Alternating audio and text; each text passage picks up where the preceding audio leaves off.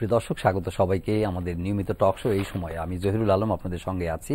প্রিয় দর্শক, সমসাময়িক আন্তর্জাতিক বিশ্বের বিভিন্ন ঘটনা এবং বাংলাদেশ প্রসঙ্গ নিয়ে আজকে আলাপ করব। এর মধ্যে খবর হয়েছে যে আগামী বছর ইসলামী সম্মেলন সংস্থা ওআইসি এর পররাষ্ট্রমন্ত্রীদের ৪৫তম সম্মেলনের হতে যাচ্ছে বাংলাদেশে, এবং বাংলাদেশে এই সম্মেলন আয়োজন করবে। সম্প্রতি আইভরি কোস্টের অর্থনৈতিক রাজধানী বলা হয় আবিদজান, সেখানে ওআইসি পররাষ্ট্রমন্ত্রীদের একটি বৈঠক হয়েছে, সিদ্ধান্ত হয়েছে প্রায় ৩.৫ দশক পরে ঢাকায় সম্মেলনটি হতে যাচ্ছে। এর মধ্য দিয়ে বাংলাদেশ ওআইসির যে কার্যক্রমের একটা গুরুত্বপূর্ণ অংশ, এবং আগামী দিনগুলোতে কি ধরনের প্রভাব তৈরি হতে পারে এই সম্মেলনের মধ্য দিয়ে আন্তর্জাতিক বিশ্বে বা ওআইসি পক্ষ থেকে, সেগুলো নিয়ে আজকে আলাপ করব। সাম্প্রতিক সময়ে জঙ্গি বিরোধী বিভিন্ন অভিযান আমরা দেখছি দেশে, বেশ জোরদার অভিযান হচ্ছে বিভিন্ন স্থানে।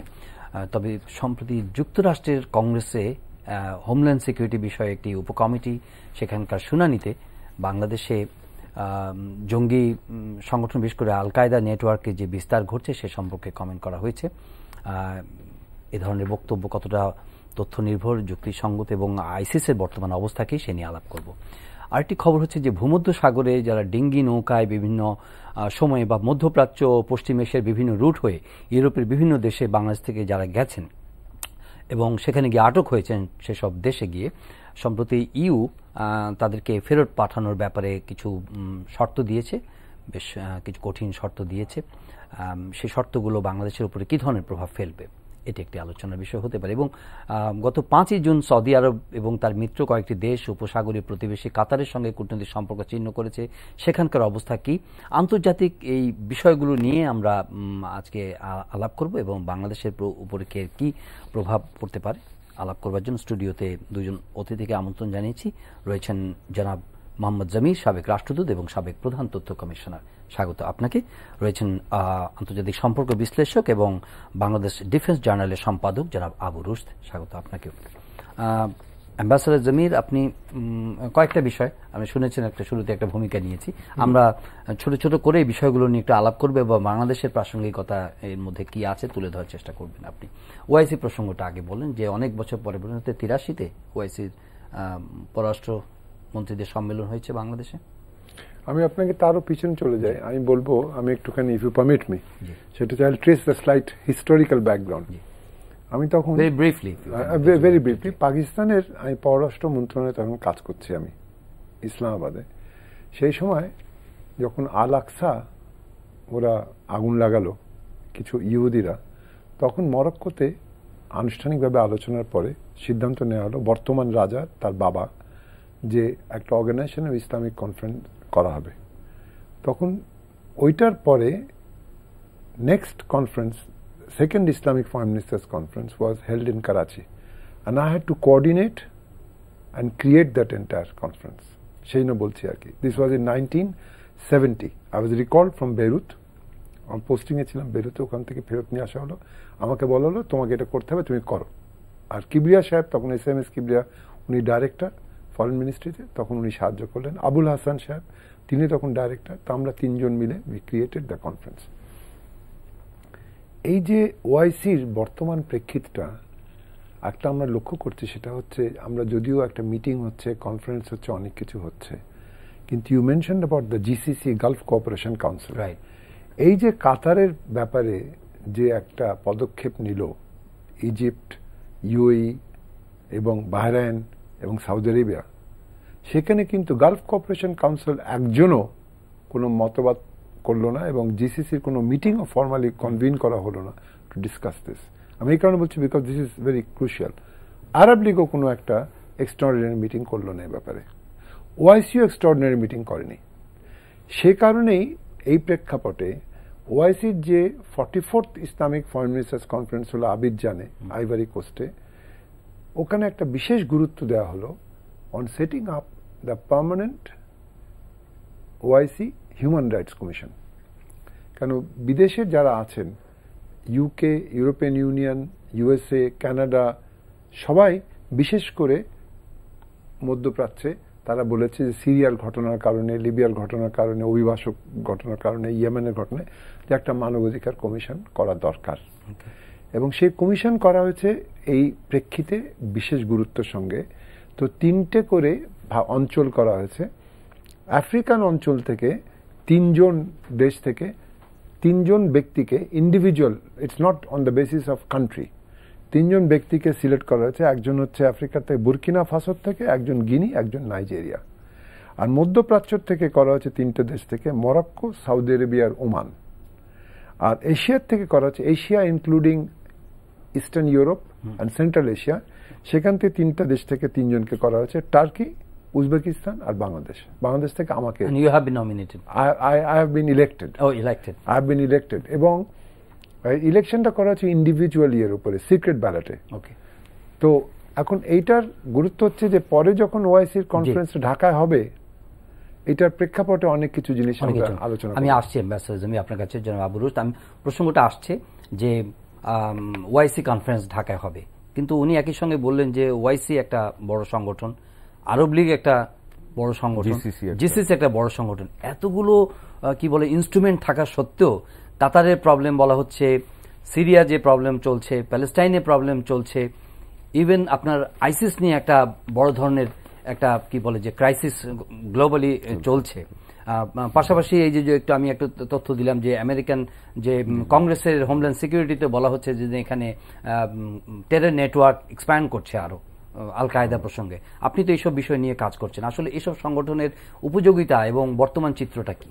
আসলে বর্তমান পৃথিবীর প্রেক্ষাপট যদি আমরা দেখি, তাহলে সবচেয়ে বেশি সমস্যা আছে মুসলিম দেশগুলো। তার কারণ জঙ্গিবাদ বলি, এটা ধর্মীয় জঙ্গিবাদ, এখন আইডিওলজিক্যাল জঙ্গিবাদ না। আইডিওলজিক্যাল জঙ্গিবাদ হয়তো আগে ছিল, যেমন কমিউনিস্ট অনেক জঙ্গিবাদ ছিল 60 এবং 70-এর দশকে, রেড আর্মি ছিল, এলটিটি ছিল শ্রীলঙ্কায়, আইরিশ রিপাবলিকান আর্মি ছিল। তো এখন সেগুলো এসছে আইএসআইএস, আল কায়দা, এরকম এ ধরনের সংগঠনগুলোর মাধ্যমে। তো প্রত্যেকটা মুসলিম দেশ কিন্তু এফেক্টেড। একটা মুসলিম দেশ নেই পৃথিবীতে যেটা এর বাইরে আছে, কোনো না কোনোভাবে এফেক্ট হচ্ছে। হয়তো মধ্যপ্রাচ্যে এগুলো সূচনা হয়েছে বা আফগানিস্তানের সূচনা হয়েছে, কিন্তু দেখেন আমরাও এটার মধ্যে পড়ছি, পাকিস্তান পড়ছে, এদিকে মালয়েশিয়া পড়ছে, ইন্দোনেশিয়া পড়ছে। হ্যাঁ, তো সুতরাং এই যে ওআইসি, তারপরে জিসিসি, তারপরে আরব লীগ, এতগুলো শক্তিশালী সংগঠন আমাদের মুসলমান দেশগুলোর মধ্যে আছে, কিন্তু আসলে এগুলি কি কোনো কাজে দিচ্ছে আমাকে? আবার মানে একটার সাথে আরেকটার যে আপনি যদি বলেন দ্বন্দ্ব টাইপের, এই যে উনি যেটা বললেন যে জিসিসি কান্ট্রিগুলো একটা সিদ্ধান্ত নিল কোনো মিটিং ছাড়া, কোনো কিছু ছাড়া, তো এরকম অবস্থার মধ্যে আমরা কি করতে পারি? দেখেন প্রেসিডেন্ট ট্রাম্প আমেরিকার, উনি যখন সৌদি আরবে আসলেন কয়েক মাস আগে, তখন উনি ওনার বক্তৃতায় কিন্তু স্পষ্ট করে বললেন যে মুসলমান নেতাদেরকে বললেন যে আপনাদেরকে সকলে একসাথে আগে এই জঙ্গিবাদ দমনে এগিয়ে আসতে হবে। তার কারণ এই জঙ্গিবাদের জন্য যতগুলো মানুষ পৃথিবীতে মারা যাচ্ছে তার 95% হচ্ছে মুসলমান। এখন এই আইএসআইএস এর কথায় আসেন, আইএসআইএসটা হচ্ছে মধ্যপ্রাচ্য ভিত্তিক। এখন আপনার ইরাকে মসুল থেকে তারা পিছু হটেছে, সেই জায়গাটা ইরাকি আর্মি দখল করেছে, সিরিয়ার রাকাতে যুদ্ধ চলছে এরকম। কিন্তু আসলে আইএসআইএসটা এত শক্তিশালী হলো কেন, বা এটার পরবর্তী কি হতে পারে?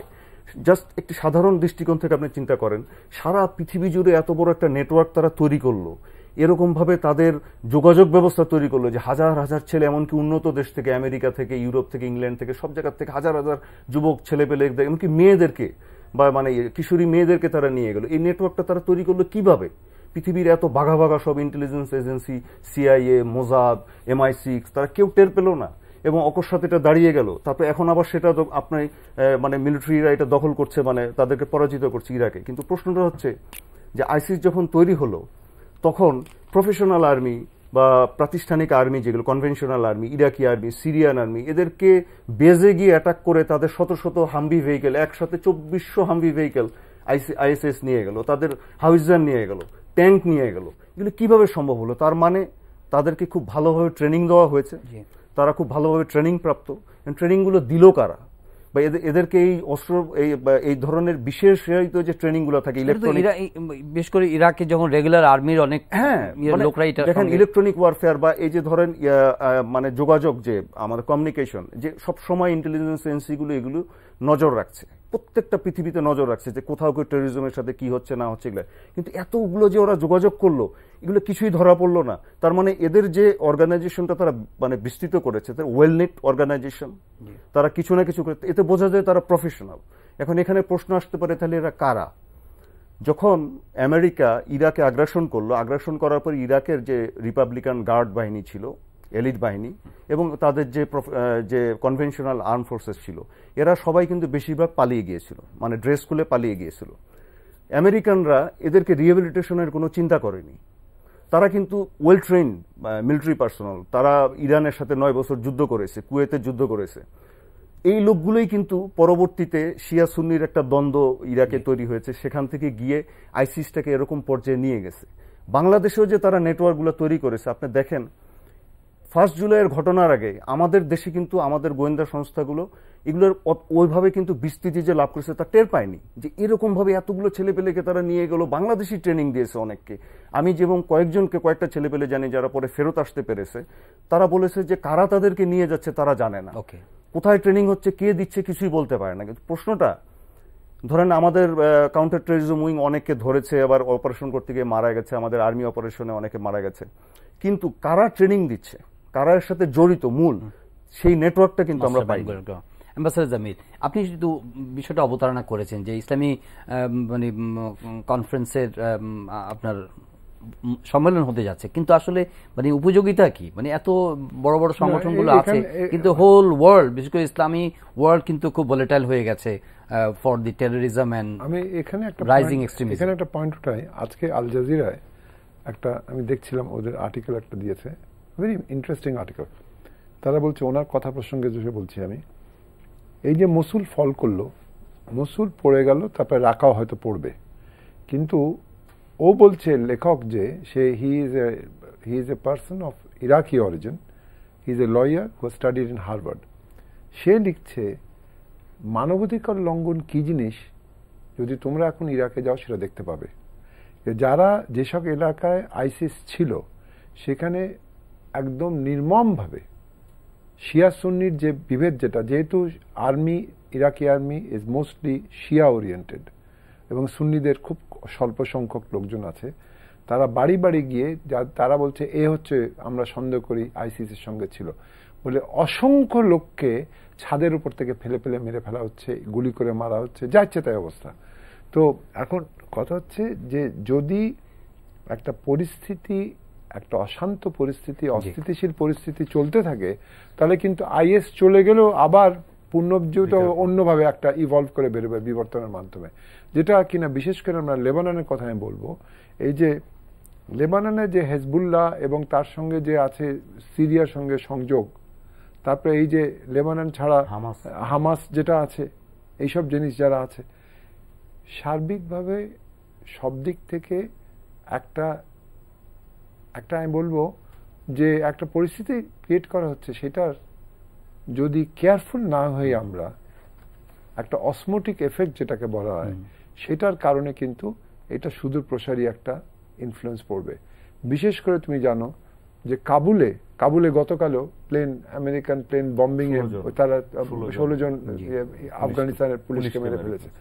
তো কিন্তু ইন্টারেস্টিং হলো IS has found a foothold in Afghanistan in a very large way, northwestern part of Afghanistan, এবং যার কারণে হঠাৎ করে এখন চিন্তিত তাজিকিস্তান, কিরগিজস্তান, উজবেকিস্তান এবং তারা খুবই কাজাকিস্তান এবং চায়না এবং রাশিয়া প্রথমবারের মতো তারা ইরানের সাথে বসে আলোচনা করছে যে তালেবানের সাথে আমরা একটু তালেবানকে সহায়তা করবো যাতে করে আইএসকে কন্ট্রোল করতে পারি। তালেবান তারা জানে তালেবান ঢুকবে না তাদের এই চায়না, শিনজিয়াং প্রভিন্স এইসব জায়গায় ঢুকবে না, কিন্তু তারা চিন্তা করছে যে আইএস তার কারণে ঢুকতে পারে। সো এইটা আরেকটা ব্যাপার যেটা কিনা which has created a great anxiety. Network, ধরেন আপনি ইরাকের কথা বলছেন, মসুলের পতন হয়েছে বা আইএস এর কাছ থেকে তারা অনেক কিছু দখলমুক্ত করেছে ইরাকি রেগুলার ফোর্স, যে রেগুলার বাহিনী, কিন্তু তাতে কি স্বস্তির কোনো কারণ আছে যে না আইএস এর প্রভাব বা আইএস এর সামর্থ্য, সক্ষমতা গ্র্যাজুয়ালি কমছে এবং অথবা এটা অনেক কমেছে হয়তো, মানে প্র্যাকটিক্যালি হয়তো মানে দেখা যাচ্ছে যে ফিল্ডে দেখা যাচ্ছে অনেক কমেছে, কিন্তু এর যারা ভিতরের শক্তি ছিল, আপনি জাস্ট ওই পয়েন্টটাতে আসেন যে এত বড় একটা অর্গানাইজেশন যারা খুব সাইলেন্টলি এতগুলো বড় বড় ইন্টেলিজেন্স অর্গানাইজেশনকে জানতে না দিয়ে সারা পৃথিবীব্যাপী একটা নেটওয়ার্ক তৈরি করলো, ট্রেনিং নেটওয়ার্ক তৈরি করলো। প্রথম হচ্ছে ট্রেনিং, তারপরে এদের অস্ত্র, তারপরে এদের হচ্ছে মোটিভেশন, তারপরে এদের যে অর্থ লাগবে যে মানে চালাবার জন্য বলেন যে এটার পিছনে নিশ্চয়ই বড় কোনো শক্তি বা কোনো মানে ওরা ওয়েল নিট একটা অর্গানাইজেশন, এত বড় একটা অর্গানাইজেশন যখন এভাবে তৈরি করেছে, আপনি ইরাকে এটাকে দমন করলেন বা এটাকে সিরিয়াতে আপনি দমন করলেন।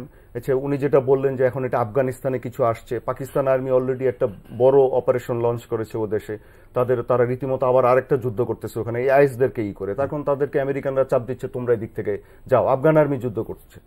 এখন এই অবস্থায় ওই আবার ফেরত আসি যে আসলে আমরা মুসলিম দেশগুলো করব কি, আমাদের করার আছে কি? আমাদের হয়তো সংগঠন হচ্ছে মূলত হচ্ছে ওয়াইসি, কিন্তু আমরা এখন ওয়াইসির দিকে কিভাবে একটি আস্থার সাথে আমরা নিজেরা আস্থার সাথে মানে কোনো কিছু দেখতে পারছি না। তার কারণে জিসিসিতে এখানে সৌদি আরব একটা প্রভাবশালী মুসলিম রাষ্ট্র, তাদেরই আরেক ভাই আরেক আরব রাষ্ট্রের সাথে এরকম অবস্থা তৈরি করেছে, কাতারের সাথে। আবার ওখানে সৌদি আরব কি সাস্টেইন করছে কাতারের সঙ্গে? করছে না, কেননা দেখা যাচ্ছে যে আমেরিকার ওখানে একটা বড় ঘাঁটি আছে, টার্কির একটা ঘাঁটি আছে, এবং আমেরিকানরা যখন এই 5ই জুন যখন এই 4টা দেশ না 5টা দেশ এরা যখন জিসিসি কান্ট্রি এরা বলল কাতারের বিরুদ্ধে একটা অবরোধ আরোপ করলো, সাথে সাথে কিন্তু আমেরিকানরা, যদিও প্রেসিডেন্ট ট্রাম্প প্রথমে টুইট করেছিলেন যে কাতারকে দায়ী করে যে টেরোরিজমের ইন্ধন, সাথে সাথে টিলারসন মার্কিন পররাষ্ট্রমন্ত্রী সে সাথে সাথেই বিবৃতি দিলেন যে না, কাতার আমাদের একটি বড় সামরিক অংশীদার, এবং দেখা গেল যে তার কয়দিনের মধ্যে 2-3 দিনের মধ্যে মনে হয় 3টি আমেরিকান যুদ্ধজাহাজ কাতারে রওনা দিল আপনার এক্সারসাইজ করার নাম করে, এবং তারপরে আবার টিলারসন আসলেন, এসে আবার একটি চুক্তি স্বাক্ষর করলেন এই কয়দিন আগে কাতারের সাথে, কাউন্টার টেরোরিজমের উপর একটা চুক্তি। আর ওদিক থেকে টার্কি কি করলো, টার্কি সাথে সাথে ওখানে আবার তাদের সৈন্য বৃদ্ধি করলো। এই জটিলতাগুলো এর অর্থটা কি? এর অর্থ হলো যে বাণিজ্য, আমেরিকাকে ডাবল স্ট্যান্ডার্ড কেন? কয়েকদিন আগে আপনার ট্রাম্প সফর করলো সৌদি আরবে, না না প্রায় $300-400 বিলিয়ন, শুধু সফর নয়, এটা হচ্ছে বাণিজ্য। ট্রাম্প সাহেব ওখানে $110 বিলিয়ন অস্ত্রশস্ত্র বিক্রি করলো সৌদি আরবিয়া ইমিডিয়েট, কিন্তু লং টার্ম তার, এবং সঙ্গে সঙ্গে কাতারও গিয়ে $12.1 বিলিয়ন বিক্রি করেছে। তার মানে বিজনেস আমেরিকা ইজ মেকিং। এখানে আরেকটা জিনিস আছে, money is the important crucial factor, because according to Trump it creates jobs for America. একটা জিনিস দেখতে হবে আজকে যেটা আছে CNN এ, যে ফর দ্য ফার্স্ট টাইম 6 মান্থসের মধ্যে 2 লক্ষ এমপ্লয়মেন্ট বেড়েছে গত 1 মাসে। For the first time it has crossed 2 lakhs। তো এই যে জিনিসটা, পুরো পরিস্থিতিটার মধ্যে একটা ফ্লুইডিটি এসে হাজির হয়েছে। আর উনি যেটা বলছেন সেটার সঙ্গে আরেকটা জিনিস আমি ছোট্ট জিনিস যোগ করি, সেটা হচ্ছে যে আমাদের মুসলমান সম্প্রদায়ের মধ্যে কিন্তু একটা গুরুত্ব দিক হচ্ছে, সেটা হচ্ছে আমরা we are losing contact with ourselves. মুসলমান নিজেদের মধ্যে যে ইন্টারঅ্যাক্টিভ এনগেজমেন্ট যেটা হতো আগে, তুমি দেখো এই যে এখন লিবিয়াতে যে সমস্যা দেখা দিয়েছে, 5 ভাগে ভাগ হয়ে গেছে লিবিয়ান দেশটা। মানে গাদ্দাফির বিদায়ের পরে কোনো শান্তি তো আসেনি, বরং আরো ডিটোরেশন হয়েছে। The same thing is happening in Sudan. The same thing is happening in Nigeria. It is worse in Yemen. 4 লক্ষ কলেরা এপিডেমিক, এরকম কোনদিন এটা আগে জীবনে কোনদিন হয়নি। তো এই পুরো জিনিসটাকে এই বিবর্তনের ক্ষেত্রে the only country which is very happy, which is winning, is Israel.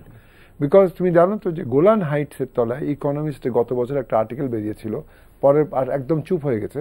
সে আর্টিকেলটার মধ্যে ছিল যে জিওফিজিক্যাল সার্ভে হ্যাজ শোন যে occupied areas of Golan Heights এর তলায় there is approximately 10 billion barrels of oil, এবং সেই কারণে আইএস দেখো is supported by Israel. IS Israel বিরুদ্ধে কোনো কিছু করে না, একটা বাক্য বলে না, ইসরায়েলও আইএস এর বিরুদ্ধে কোনো বাক্য বলে না, একদম চুপচাপ।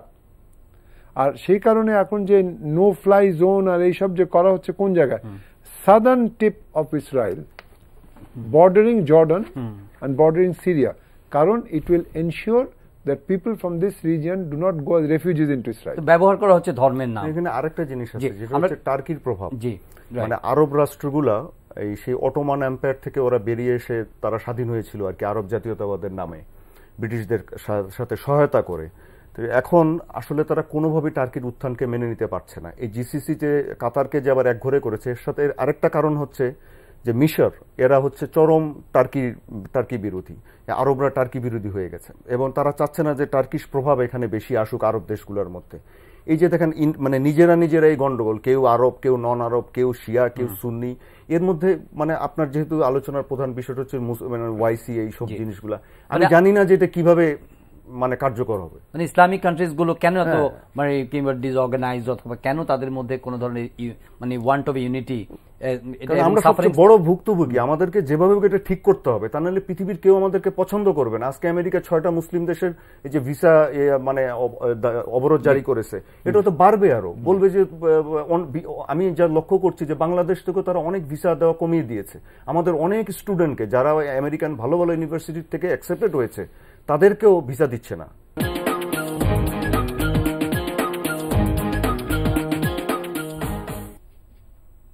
অ্যাম্বাসাডার জামির উনি যে রেফারেন্সটা দিয়েছিলেন যে আমরাই তো এটার মানে চরম ভুক্তভোগী, মুসলিম দেশগুলো এবং মুসলিম পপুলেশন গ্লোবালি নানাভাবে হেনস্থার শিকার হচ্ছে মানে ইসলামী দেশগুলো নিজেদের মধ্যে অনেকের কারণে। হাউ টু মানে এই সংগঠনগুলো তো তেমন রিমার্কেবল ইফেক্টিভ সিগনিফিক্যান্ট কোনো রোল প্লে করতে পারছে না, কিন্তু এটাকে কনসলিডেট করা বা এই জিনিসগুলো বোঝার সামর্থ্য কি এই ইসলামী ওয়ার্ল্ডের থিঙ্ক ট্যাঙ্কস বা তাদের যে মেকানিজমগুলো আছে তারা কি এটাকে খুঁজে বের করতে পারছে না যে সমস্যাটা কোথায়? না, থিঙ্ক ট্যাঙ্ক সবই বোঝে। আর সমস্যাটা হচ্ছে যে দেখো তুমি ক্লাসিক্যাল এক্সাম্পল, এই যে জেরুজালেমে আল-আকসা মসজিদে প্রবেশ করা, নামাজ পড়া, এই নিয়ে যে গত শুক্রবারে, এবং তুমি জানো তো গতকাল মারামারি হয়েছে এবং পুলিশের গুলিতে 3 জন মারা গেছে, কারণ 3 জন আবার প্যালেস্টিনিয়ানরা তারা গিয়ে নাকি নাইফ করে মেরেছে, স্ট্যাব করে মেরেছে। But have you heard any of the Arab countries and other Islamic countries protest this? No, only Turkey protested. Turkey has done it. Turkey has done it. Malaysia. আচ্ছা, বাংলাদেশ এটা কন্ডেম করেছে। আমার কথা হচ্ছে অন্য, সেটা হচ্ছে এই প্রেক্ষিতে সেকেন্ড যেটা হচ্ছে এই যে কাশ্মীরে এতদিন ধরে গন্ডগোলটা চলছে, একাধিক লোক, এটা পাকিস্তান আবার ফোমেন্ট করছে by unnecessarily firing across the border, line of কন্ট্রোলের ওপর থেকে, এবং একটা অস্থিতিশীল পরিবেশ সৃষ্টি হচ্ছে।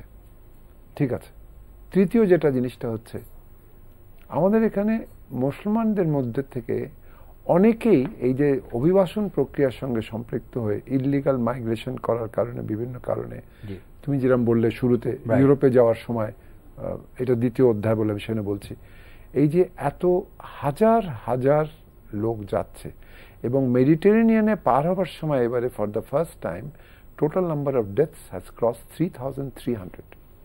তো আর বেশিরভাগ অবশ্য অল ফ্রম আফ্রিকা, তারা যাচ্ছে ওখানে। মুসলমান দেশগুলোর উচিত একত্রিত হয়ে এ ব্যাপারে ইয়ে করা। কিছু হচ্ছে না। জর্ডান একলা কদ্দূর করবে, ওখানে 4.5 লক্ষের মতো ওখানে অভিবাসী রয়েছে, মাইগ্রেন্ট পপুলেশন। সিরিয়ার ভেতরে মারা গেছে প্রায় 7 লক্ষ লোক মারা গেছে। Internally displaced about 3.1 million, externally displaced as refugees is about 2.7 million. তো এই প্রেক্ষিতে আমাদের যারা মুসলমান দেশ আছে তাদের কিছু করতে হবে। তো মানে আপনি কাউকে এটার জন্য রেসপন্সিবল মনে করেন কিনা? আমি মনে করি যে আমাদের এই প্রতিষ্ঠান যেগুলো আছে, কেন হয়েছে ওআইসি, এইসবের জন্যই তো। এটা যদি ওআইসি ঠিকমতো সেশন করে, ঠিকমতো আলোচনা করে, ঠিকমতো সিদ্ধান্ত নেয় এবং বাস্তবায়ন কল্পে যা কিছু করা সেগুলো করে, instead of infighting, because যেটা ছিল ব্রিটিশদের সময় একটা প্রবাদ ছিল, divide and rule, that is exactly what's happening now. এবং এই ডিভাইড অ্যান্ড রুলের ক্ষেত্রে আমরা হাঁ করে তাকিয়েছি অন্যদের দিকে যে তোমরা এসে সাহায্য করো। Why can't we sit down and do it ourselves? তো এই জিনিসটা আমি বলবো যে গতকাল প্রধানমন্ত্রী একটা বক্তৃতায় বলেছেন যে ইসলামিক যে হজ ক্যাম্পে গেলেন উনি ইয়ে করার সময়, উনি ঠিকই বলেছেন যে সন্ত্রাসী কর্মকাণ্ড আমাদের মধ্যে যতটা বেড়েছে, মানে ব্লটিং পেপারের মধ্যে যদি এক ফোঁটা কালি ফেলা হয়, অসমোটিক এফেক্টে সেটা ছড়ায়। তো আমাদের এই মুসলমান যে সমাজ, তার মধ্যে এইটা অত্যন্ত গুরুত্ব সঙ্গে বাড়ছে। But then we have to realize whether it is fundamentalism or communalism, we have to realize there is a cultural aspect to civilization. আমি কিছুদিন আগে গেছিলাম, I was invited to Goa to have a discussion on culture and conflict. সেখানে 2 জন Nobel prize winner, আমাকে আর একজন x প্রধানমন্ত্রী from Slovenia, we were invited to be the guest speakers. তো we pointed out all of us যে যদি একটা ব্যক্তি তার নিজের সংসারের মধ্যে অন্য ভাই বোন যারা আছে, আত্মীয় স্বজন আছে, তাদের দুঃখ কষ্ট না বোঝে, তাহলে সেই সমস্যার সমাধান করতে পারবে না, সহায়তা করতে পারবে না। একইভাবে একটা দেশের মধ্যে যে সমাজ ব্যবস্থার মধ্যে যে আর্থসামাজিক ক্ষেত্রে একটা গোষ্ঠী আরেকটা গোষ্ঠীর কমিউনিটি যদি তাদের সমস্যার কথা না বোঝে, ক্ষুদ্রনী গোষ্ঠীর, তাহলে কি করে how will you have maintain piece?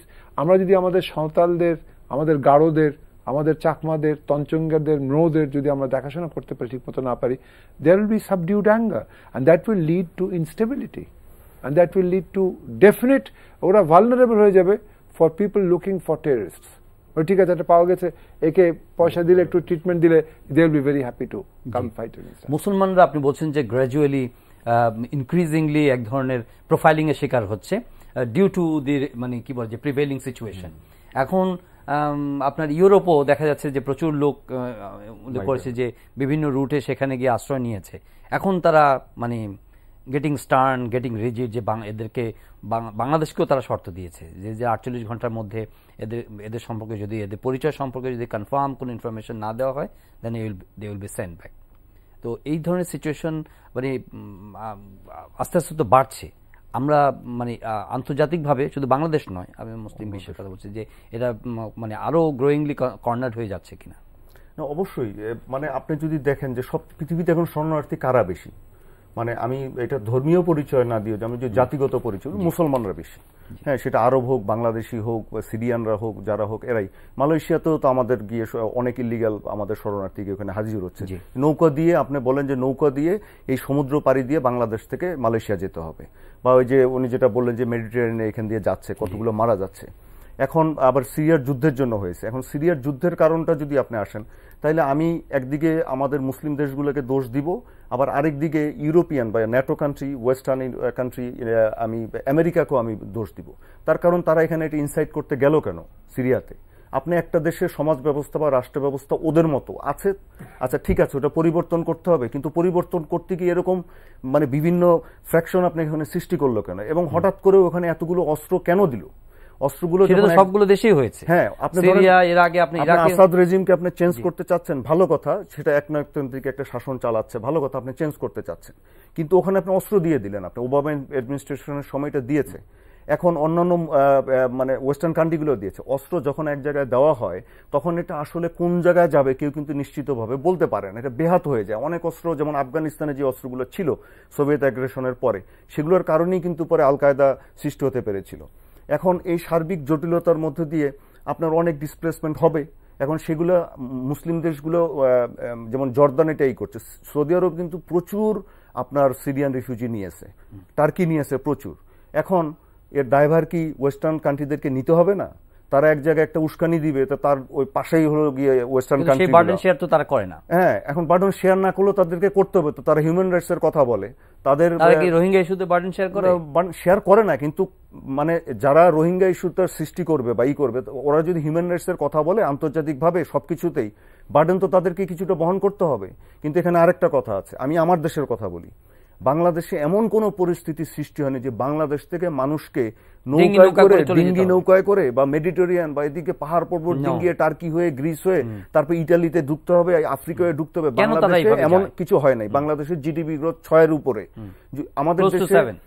আমাদের দেশে হচ্ছে 98.7% মানুষ হচ্ছে বাংলা ভাষায় কথা বলে। আমরা হচ্ছে পৃথিবীতে এই ভাষাগত দিক দিয়ে দ্বিতীয় পর্যায়ে, কোরিয়ার পরে। এরকম একটা হোমোজেনিটি থাকার পরে হয়তো আওয়ামী লীগ, বিএনপি, আমাদের মধ্যে একটা রেষারেষি থাকতে পারে, পলিটিক্যাল রেষারেষি, রাজনৈতিক রেষারেষি, সেটা থাকবে, স্বাভাবিক। কিন্তু বাংলাদেশে এমন কোনো গৃহযুদ্ধ হয় নাই, বা বাংলাদেশের কোনো গ্রামের মানুষ না খেয়ে নেই আজ পর্যন্ত। যে 15 লাখ টাকা, 20 লাখ টাকা আমি শুনেছি, আমি ইটালিতে নিজে দেখেছি যে একটি আপনার রজনীগন্ধা ফুলের ডাটা নিয়ে রাস্তায় রোমে দাঁড়িয়ে আছে। তা আমি গাড়ি থামিয়েছি থেকে বাংলাদেশি, তাই আমি বললাম যে এটা তুমি কিভাবে এখানে আসো? এটা 2009 সালের কথা বলছি। সেই সময় সে বললো তারও 6 বছর আগে সে 7 লাখ টাকা খরচ করে গেছে, এই যে এইভাবে নৌকা ডিঙ্গি টিঙ্গি দিয়ে গিয়েছে। আমি বললাম যে তুমি যদি 7 লাখ টাকা গ্রামে একটা মুদির দোকানও দিতে, তাও তো তুমি কিছু করে খেতে পারতে, গ্রামের মধ্যে তুমি চলতে পারতে। এখন আমাদের এই মানুষগুলো এরকম কেন করে? এটার একটা সাইকোলজিক্যাল ব্যাপার আমাদের আছে, এবং আমি মনে করি যে সরকার, আমাদের যে প্রশাসন আছে, এই ব্যাপারগুলো ইম্পর্টেন্ট কথা এই প্রসঙ্গে আপনি জিজ্ঞেস করি, যে আপনি বলতে পারবেন। কয়েকদিন আগে একটা খবরের কাগজে দেখেছি, এই যে মানুষগুলো পাহাড় পর্বত ডিঙ্গিয়ে যে থাইল্যান্ডে যাদেরকে কিন্তু গণকবর আবিষ্কার করা হয়েছে, ওখানে কিন্তু এগুলোর বিচার হয়েছে, একটা পত্রিকা হয়েছে। আমাদের এখানে কিন্তু এগুলো তদন্ত কনক্লুড হয়নি এবং কোনো বিচারের মুখোমুখি করা যায়নি। তাহলে এগুলো ডিসকারেজ হবে। মালয়েশিয়াতে আমি গত মাসেও আমি দেখেছি, আমার মালয়েশিয়ান এয়ারলাইন্সের প্লেন ল্যান্ড করেছে, 55 মিনিট টারমাকে দাঁড় করিয়ে রেখেছে, পাশে বোর্ডিং ব্রিজ দাঁড় করাচ্ছে না। এয়ার হোস্টেসকে জিজ্ঞেস করছি যে কেন এতক্ষণ, প্রায় 1 ঘন্টা। বলছে যে এয়ারপোর্টে কিছু প্রবলেম আছে।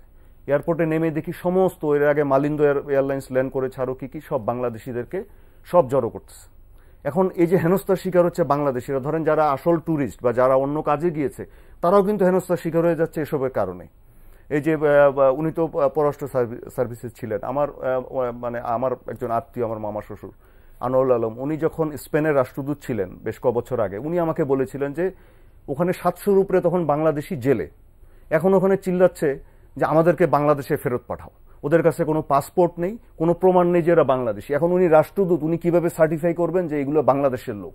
It's a critical problem for Bangladesh. আপনি থাইল্যান্ডে যান, থাইল্যান্ডে গেলে দেখবেন যে আমাদের দূতাবাস কত চিঠি আমাদের পররাষ্ট্র মন্ত্রণালয়ে পাঠাচ্ছে। থাইল্যান্ডের জেলে কত বাংলাদেশি আছে। এরা কি জন্য গিয়েছে? দালালের মাধ্যমে গিয়েছে, ওখান থেকে জঙ্গল দিয়ে পাহাড় পর্বত ডিঙে মালয়েশিয়া ঢুকবে। কিন্তু আপনি যে প্রশ্নটা বলে যে বাংলাদেশে এমন কোন অবস্থা নেই যে এত ঝুঁকি নিয়ে যেতে হবে মানুষকে, কিন্তু প্রচুর সংখ্যক যাচ্ছে, মানে আমাদের লোকরা বিদেশে যাচ্ছে, প্রায় কত 8 মিলিয়ন, অ্যারাউন্ড 7-8 মিলিয়ন লোক কাজ করছে এবং আমরা রেমিটেন্স পাচ্ছি সেখান থেকে। এটা তো আমাদের জন্য প্রয়োজনীয় নাকি? না, উনি একটা পয়েন্ট, কারেক্ট পয়েন্ট, সেটা হচ্ছে যে এই যে হিউম্যান ট্রাফিকিং হচ্ছে, যেটা সেই হিউম্যান ট্রাফিকিং এর ক্ষেত্রে যারা এই ব্যাপারে জড়িত বাংলাদেশের ভেতরে, we need to single them out and take action against them. এই যে লোকজন রোহিঙ্গা যারা যাচ্ছে, যারা নৌকা করে ওখান থেকে মিয়ানমার থেকে বেরিয়ে রাখাইন প্রদেশ থেকে, সেখান থেকে তারা যাচ্ছে মালয়েশিয়া কিংবা ইন্দোনেশিয়া কিংবা থাইল্যান্ড হয়ে মালয়েশিয়া, এটা কোনো মতেই বাংলাদেশ সরকার পক্ষে ওখানে গিয়ে থামানো বেশ ডিফিকাল্ট। কিন্তু যারা এখানে সাহায্য করছে লোকজনকে, রংপুর কি উত্তর পশ্চিম থেকে, দিনাজপুর, এসব জায়গা থেকে নিয়ে এসে বলছে তোমাদেরকে আমরা পৌঁছে দেবো ওখানে, তারপরে এখানে নিয়ে এসে দেখা যাচ্ছে তারা নৌকা উঠিয়ে বলছে আরো 2 লাখ টাকা দাও, না তাহলে আমরা তোমাকে এখানে ফেলে দেবো সমুদ্রের মধ্যে। তো এই জিনিসগুলো কাঠামোগত দিক থেকে অত্যন্ত খারাপ। আমার মনে হচ্ছে আমি যখন রাষ্ট্রদূত ছিলাম রোমে, তখন আমি টকিং অফ 1997, তখন ওই একই জিনিস আমরা দেখতাম। তখন 6,500-এর মতো ছিল বাঙালি ওখানে, যাদেরকে অভিবাসন প্রক্রিয়া কমপ্লিট করে I help them to become Italian residents. এখন শুনি ওইটা প্রায় 1.25 লাখ বাঙালি ওখানে আছে। এবং শুধু তাই নয়, জার্মানিতেও প্রায় এখন 30-35 হাজার, বেলজিয়ামে আছে, ফ্রান্সে আছে, স্পেনে আছে, পর্তুগালে আছে, সব জায়গায়। তো সমন্বিতভাবে যদি আমরা সবাই মিলে কাজ করি, then probably we might be able to do something about it. আমরা শেষের দিকে প্রায় আমাদের দেশের মান মর্যাদা একটা প্রশ্ন হয়ে দাঁড়াচ্ছে। তো আমি তো মানে ফ্রিকোয়েন্ট ট্রাভেল করি, আপনি যেখানেই যান এখন দেখবেন যে বাংলাদেশি, আমাকে মানে এরকম অনেকে বলেছেও, আমাকে আমেরিকান ইমিগ্রেশন অফিসার বলছে যে তোমাদের দেশের এত সাংবাদিক বা অন্যরাও সেখানে অ্যাসাইলাম চায় কেন? আমি তো একজন সাংবাদিক, আমি বললাম সাংবাদিক চায় কেন আমি কি জানি, এখন আমি তো জানি কেন চায়। আমাদের দেশে কি এমন হয়েছে তাদেরকে আমেরিকায় গিয়ে অ্যাসাইলাম চেতে হবে? জাস্ট এই উত্তরটা। এবং আমার কথা হচ্ছে যারা হিউম্যান ট্রাফিকিং করে, এই যে উনি যেটা বললেন যে এভাবে নেটওয়ার্ক আছে, আমাদের গোয়েন্দা সংস্থা এগুলো বের করতে পারে না? এগুলো যদি বন্ধ না করেন দেশের মানমর্যাদা থাকছে না। আপনি এরকম ভাবে হেনস্থ হচ্ছে, মানে আমাদের দেশের লোক এখন টাকা খরচ করতে মালয়েশিয়া যায়, মানে আপনি তাকে ডলার দিচ্ছেন, ওখানে আপনি ট্যুরিস্ট হিসেবে যাচ্ছেন কি, মালয়েশিয়ান সরকারকে আপনি ডলার দিচ্ছেন, আপনি থাইল্যান্ডে ডলার দিচ্ছেন, ঘুরতে যাচ্ছেন, সেখানে গিয়ে আপনি এয়ারপোর্টে কেন হেনস্থার শিকার হবেন? এই হিউম্যান ট্রাফিকারদের, এদের জন্য আপনি হচ্ছেন। ইউরোপে আপনি আজকে ভিসা পাওয়া কঠিন হয়ে গেছে বাংলাদেশের জন্য, আমেরিকাতে কঠিন হয়ে গেছে, যারা বৈধভাবেই যায় তাদের জন্য। কেন? এদের জন্য। আপনি যেটা বললেন যে এতগুলো মানুষ ওখানে আপনি আছে, এবং আমি খেয়াল করতে পারছি, স্মরণে আসছে না, কোন একটা বড় পত্রিকার ইউরোপের, তাদের একটা জরিপে এসেছিল গত মাসে যে এই ইউরোপে যত মাইগ্রেন্ট আছে, যে অবাক হয়ে তারা দেখেছে যে সিরিয়ান রিফিউজির উপরে সবচেয়ে বেশি হচ্ছে অবৈধ হচ্ছে বাংলাদেশি। কেন বাংলাদেশি হবে? আমার প্রশ্ন হচ্ছে এই দেশে কি হয়েছে যে এখান থেকে ওদেরকে এভাবে যেতে হবে? একটা লাস্ট কমেন্ট মেসেজের জমি আমরা প্রায় শেষ করে ফেললাম। প্রোগ্রামটা যেভাবে শুরু করেছিলাম, যেটা হচ্ছে আমাদের মধ্যে যে এই যে অনৈক্য, এটাকে কনসলিডেট করা, কিন্তু অন্যদেরকে দায়ী করা, যুক্তরাষ্ট্র বা ইউরোপ বা ইসরায়েল, এদেরকে দায়ী করা যাচ্ছে, এদের ষড়যন্ত্র, এদের বিজনেস, এদের স্ট্র্যাটেজি, এদের অস্ত্র বিক্রি ইত্যাদি বলা হচ্ছে। But why the Muslim countries are falling prey to this মানে আপনার strategic movement of the different world? তারা নিজেরা কেন কনসলিডেটেড হতে পারে না? আমাদের মধ্যে যে একটা সচেতনতা থাকা, যে আমাদের সবাই মিলে কাজ করতে হবে। দুটো শব্দ বাংলায় ব্যবহার করা হয় যার কোনো তর্জমা নেই। একটা হচ্ছে অভিমান, এটার অনুবাদ কোনো ভাষায়, আমি 9টা ভাষা জানি, কোনো ভাষায় নেই। আরেকটা হচ্ছে পরশ্রী কাতরতা, পরের শ্রী দেখলে কাতর হয়ে যাওয়া। তা আমাদের মধ্যে অত্যন্ত দুঃখের ব্যাপার এই দুটো বর্তমান, এবং সেই কারণে মুসলমানদের মধ্যে আমরা সবসময় একজন আরেকজনের পিছনে লেগে থাকি কি করে আমরা অন্যজনের খারাপ করব। আর আরেকটা আছে, মানে এক মুসলমান আরেক মুসলমানকে তুই মুসলমান না, এই যে ওয়াহাবিজমের জন্ম হয়েছে, কে কিভাবে নামাজ পড়ছে না এইভাবে নামাজ পড়ে যে সে এটা মুসলমান না, রিচুয়ালসটার উপরে বেশি, রিচুয়ালের উপরে। এখন মানে সৃষ্টিকর্তা আল্লাহর কাছে কে মুসলমান কে কার ঈমান আছে সেটা আল্লাহ দেখবেন। এখন আমি দেখতেছি, আমার ছোটবেলায় এগুলো আমি দেখিনি, এখন হরহামেশা দেখি এই মুসলমান না ও মুসলমান, কখন আজান হবে, কখন নামাজ হবে, ঈদ হয় বাংলাদেশে 2-3 জায়গায়, 2-3 বারে, হ্যাঁ পাকিস্তানে হয় 2-3 বারে, ইফতারের টাইমিংও এরকম ভাবে হয়। এখন দেখেন সৌদি আরবরা, ওরা আমাদের মুসলমানদের মানে মক্কা মদিনা শরীফ, ওখানে তারা আমাদের কোথায় আমাদের কনসলিডেট করবে, আমাদের সাথে একটা সহমর্মিতা তৈরি করবে, সেখানে নিজেরাই নিজেদের আরবদের সাথে এরকম করছে। আবার ওদিকে যদি ইরানের কথা বলেন, ইরান আবার তার নিজস্ব স্বার্থ আছে, তারা হেজবুল্লাহ, হামাস, IRGCর মাধ্যমে, তাদের গার্ডের মাধ্যমে তারা ব্যাকিং করতেছে, তারা আবার সৌদি আরবকে ডিস্টার্ব করে, এই যে হুতিদেরকে তারা ব্যাকিং করেছে, অস্ত্র দিয়েছে। এখন এগুলো করলে মানুষ কি করবে? আমরা আমেরিকাকে দোষ দিয়ে কি করবো, অন্যকে দোষ দিয়ে কি করবো? তারাও তো আপনার দুর্বলতাতে ঢুকবেই। মূল দুর্বলতা আমাদের নিজেদের মধ্যে। এখন সৌদি আরবে ভিজিট করতেছে আপনার ডোনাল্ড ট্রাম্প, আর রেক্স টিলারসন এখানে কাতারে ভিজিট করতেছে। মানে আমার পৃথিবী মনে হয় সবাই মুসলমানদেরকে নিয়ে এখন আতঙ্কিত। হ্যাঁ, মানে সবাই আতঙ্কিত যে এরা কি না কি করে, তার কারণে এরা নিজেরা তো অনেক কিছু করছে। এই যে দেখো যে মারলো নিচে এবং অন্য জায়গায় গাড়ি চালিয়ে করে মারলো, হাউ ক্যান ইউ, কোন সাইকি থেকে এটা আসে? How to overcome.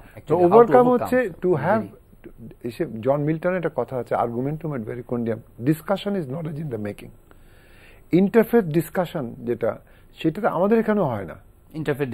ইন্টারফেথ হয় না তো, in a candid and open manner, in a candid open manner, comprehensive manner, যাতে করে তুমি কালচারাল এলিমেন্টটা, সোশিও কালচারাল এলিমেন্টটা, রিলিজিয়াস এলিমেন্ট গুলো you identify the least common denominators and then you go forward on that. এবং এটা আমাদের pay করতেই হবে, আমাদের সাফার করতেই হবে। আমাদের মুসলমানদের মধ্যে যারা রিয়েলি পড়াশোনা জানে, জ্ঞানী মানুষ এবং ইসলাম সম্পর্কে জানে, তাদেরকে এখানে এগিয়ে আসতে হবে, তাদেরকে পেট্রোনাইজ করতে হবে, তারা যাতে প্যাসিফিকেশন করতে পারে। কিন্তু জিনিসটা হচ্ছে কি, আমাদের যারা কমন ধর্মীয় নেতা গ্রামগঞ্জে বা প্রত্যেকটা মুসলমান দেশে, এরা আবার এদেরকে মানে না, শিক্ষিতদেরকে মানে না।